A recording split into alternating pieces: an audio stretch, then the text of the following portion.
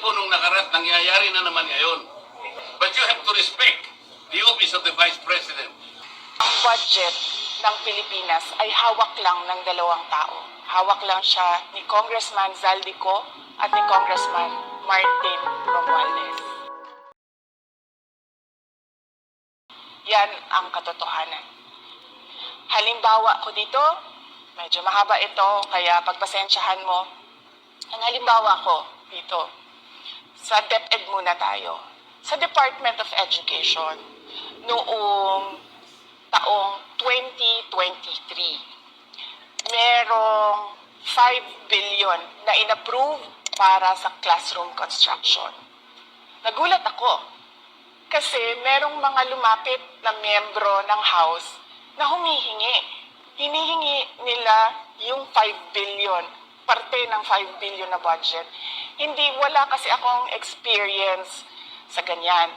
At saka ang pagkakaintindi ko, pag in-approve na yan ng Office of the President, ibibigay na yan, magdediretso na yon sa approval at trabaho ng Department of Education sa construction ng mga classroom. Nagulat ako, may humingi. Magkano ba ang amin dyan? Magkano ba ang amin dyan? So sinabi ko, hindi pwede ito.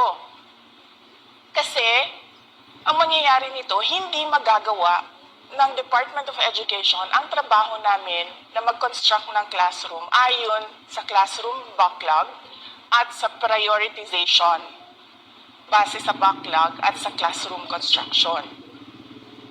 So sinabihan ko yung isang congressman, sabihan ninyo si Martin Romualdez na hindi pwede chap-chapin ang classroom construction na 5 billion. Kaya kung makikita ninyo sa budget proposal na approved ng Office of the President, 5 billion yon. Pero nung lumabas yung GAA o yung budget approved noong 2023, naging 15 billion siya. Dahil hindi nga ako pumayag na kunin yung 5 billion, dinagdagan nila ng 10 billion yung classroom construction ng Department of Education. Yung 10 billion na yon hindi kontrolado ng Department of Education. Controlled yon ni Congressman Zaldico at Congressman Martin Romualdez.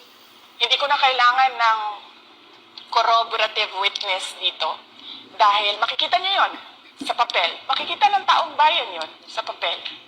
Net, 5 billion, lumabas ang budget approved, 15 billion. So maiintindihan niyo, di ba? Bakit pa tayo magbo-budget hearing para sa Office of the Vice President? 2 tao lang naman ang nasusunod sa budget ng bayan natin. Halimbawa, taong 2024, kung makikita niyo, ang approved na budget ng Office of the President para sa classroom construction ay 19 billion. Noong lumabas na ang House version ng Appropriations Bill ay naging 24 billion ito. So, approved 19 billion, paglabas sa House, naging 24 billion. At doon sa 24 billion na yon, kung hahanapin mo sa papel, kinuha nila ang 5 billion ng repairs ng classrooms at nilagay nila doon sa 19 billion para maging 24 billion siya. So ang naiwan sa repairs, sa kawawang mga classroom, ay 1 billion. Kaya, makikita nyo, sa papel, nandyan yan. Naging 24 billion.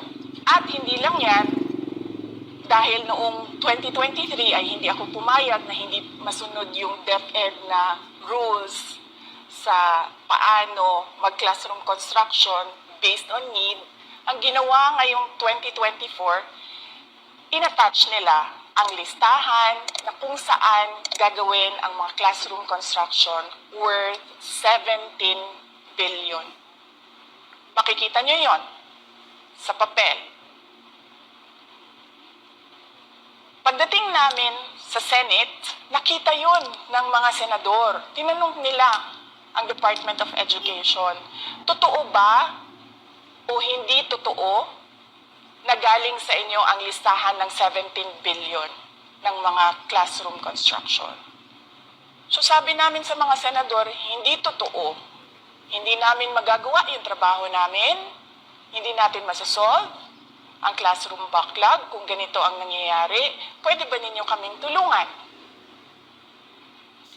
Yung mga senador naman, very helpful sila. Oo, tulungan namin kayo. Kaya nga kung makikita ninyo sa interpellation ng isang senador doon sa budget hearing sa Senate, tinanong niya diretso, galing ba sa DepEd ang listahan ng 17 billion? Galing ba sa DepEd ang listahan na inattach doon sa House version? Sinabi namin hindi. Hindi galing sa amin yan. On record yon. Makikita niyo sa mga videos, balikan niyo yung mga videos. Makikita niyo. Yes, my concern, Madam Chair, Mr. President, under the gap, I observed that there was an increase in the budget for the construction of new classrooms from 19.6 billion to 24.6 billion. However, this is my concern, which you mentioned earlier, that the repairs and rehabilitation of classrooms was decreased from 6.5 billion to 1.5 billion. I also have information, Madam Chair, Mr. President, that 24.6 billion allocated under the gap, but only 9.8 billion from the allocation is left to the discretion of DepEd. Kaya hindi ko na kailangan ng witness. Kasi makikita nyo sa Yes. Una-una, again, pangbubudol na naman po yan. Napakalaking pambubudol. Akala nilang taong bayan, hindi matalino. Matalino po. Sasagutin po natin yan.